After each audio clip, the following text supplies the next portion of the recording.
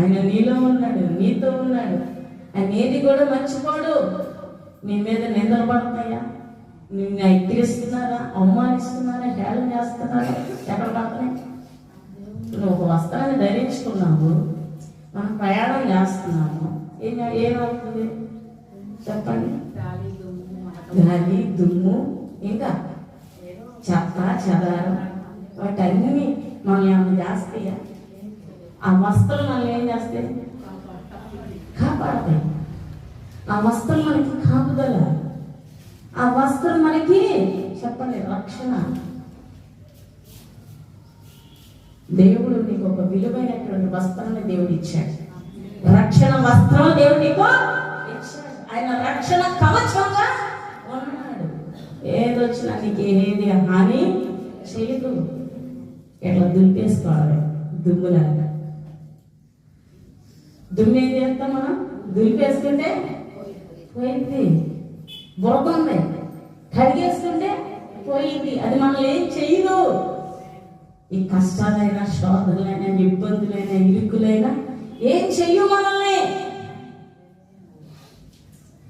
అదొకనా దులేసుకో, దులిపేసుకో, నన్ను కాదులే అన్నట్టుగా కడిగేసుకో, వదిలిపోతాయి. కన్నీటి ప్రార్థనలు చేయి, దేవుడు ఏం చేస్తాడు? కడిగేస్తాడు.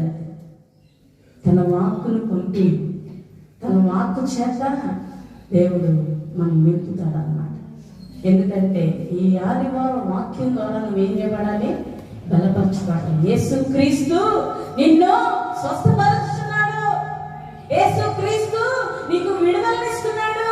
యేసుక్రీస్తు నీకు ఒక నెమ్మదినిస్తున్నాడు. యేసుక్రీస్తు నీకు ఒక సంతోషాన్ని ఇస్తున్నాడు.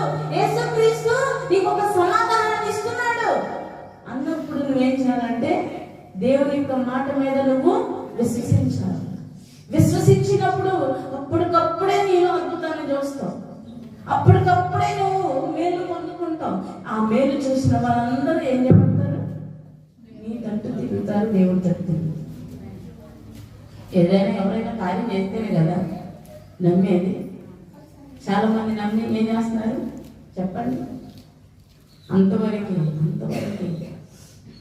దేవుడు అన్నాడు కదా, కొంచెం వరకు సహించుకోవాల్సిన అంతవరకు సహించుకోవాలి, అంతవరకు సహించుకోవాలి, అంతవరకు ఓర్చుకోవాలి.